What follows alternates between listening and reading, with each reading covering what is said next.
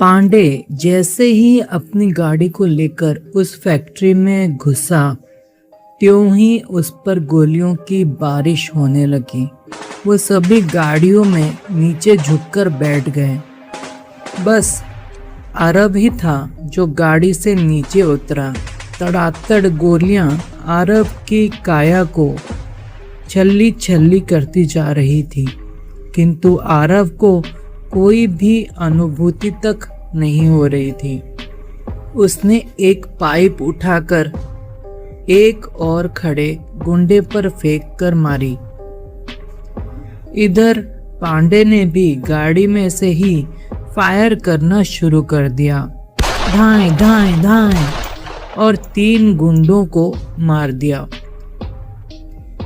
रोनी अफसर को देखकर गाड़ी के नीचे उतरकर एक दीवार की ओट में खड़ी हो गई। आरव आगे बढ़ता चला गया। रोनी भी कलाबाजियां खाते हुए आगे बढ़ती चली गई। ऊपर खड़े गुंडों को देखकर रोनी ने दीवार पर चढ़ते हुए ऊपर छत पर खड़े गुंडों के हाथ में एक किक मारी, जिससे उसकी बंदूक दूर जाकर गिर गई। 2 हाथों में ही रोनी ने उन दोनों को बेहोश कर दिया। पांडे गाड़ी की खिड़की खोल नीचे उतरा। एक गुंडा भागता हुआ सामने से आ रहा था। पांडे ने गोली उसके सीने में मारी। वो वहीं ढेर हो गया। फिर दोनों आगे बढ़े।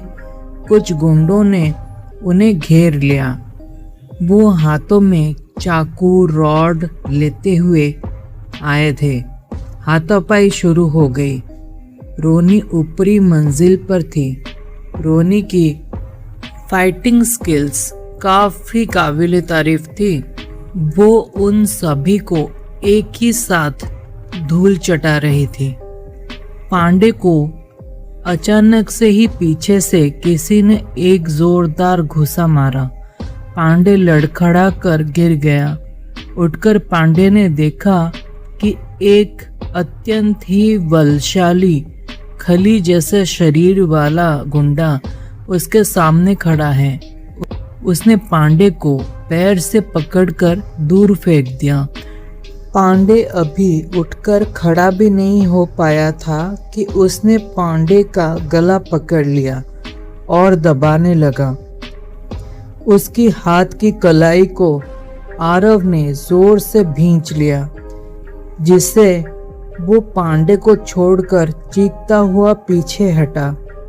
तभी आरव ने पांडे से कहा, इसे मैं देखता हूँ, तुम आगे बढ़ो।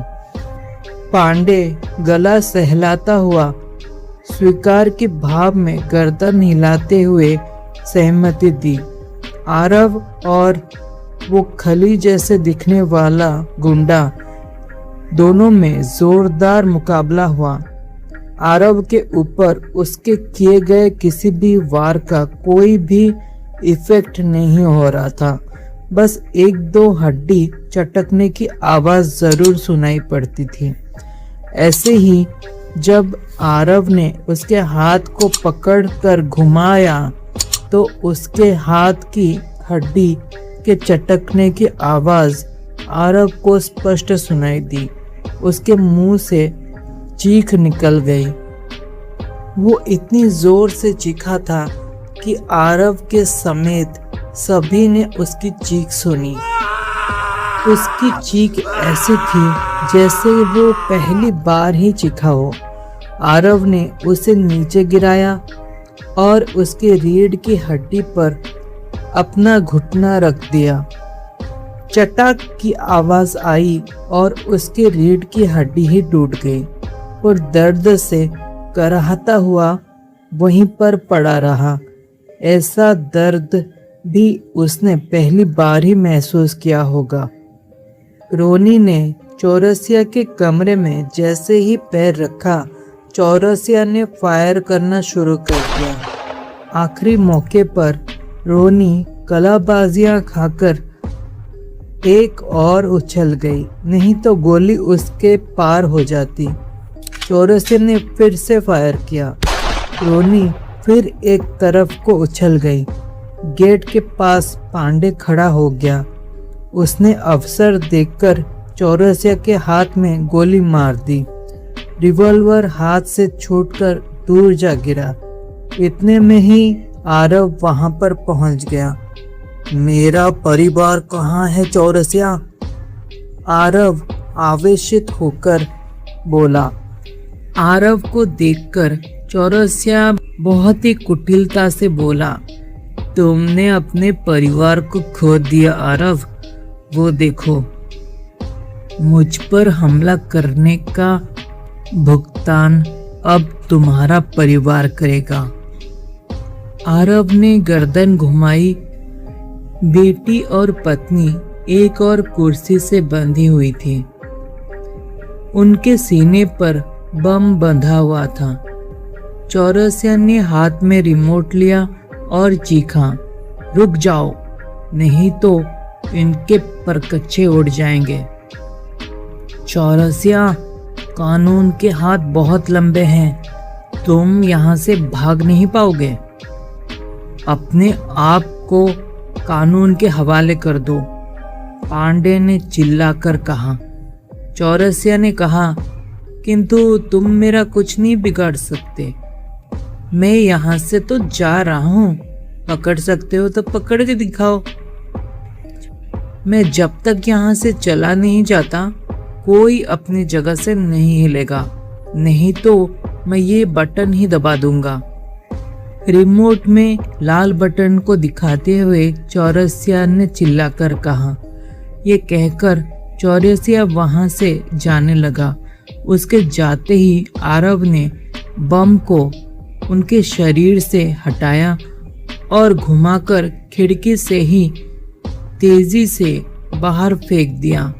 बम सीधा चौरसिया की गाड़ी के ऊपर जाकर गिरा।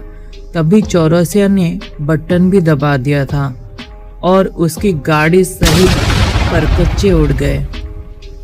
आरव ने अपनी बेटी को देखा। उसका मन तो उसे गले लगाने का कर रहा था, पर क्या करे, उसको देखकर कोई गले लगाने के बारे में सोच भी नहीं सकता था।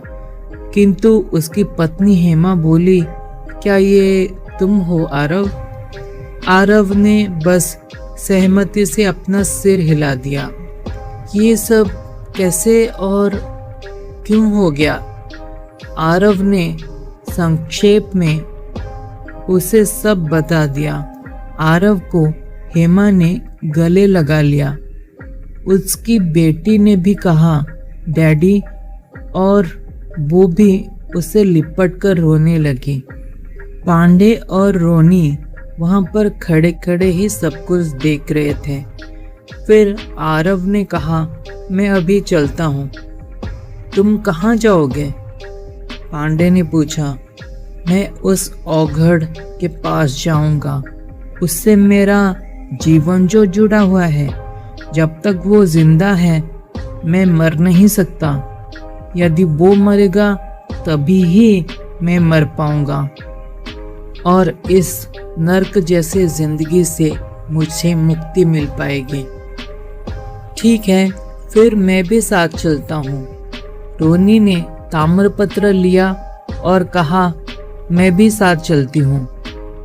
वो सभी गाड़ी लेकर औघड़ के कुटिया तक पहुँच गए। जंगल में वो कुटिया अकेली थी। आने जाने का कोई विशेष साधन भी नहीं था। मेन रोड से करीबन 500 मीटर दूर उसकी कुटिया थी।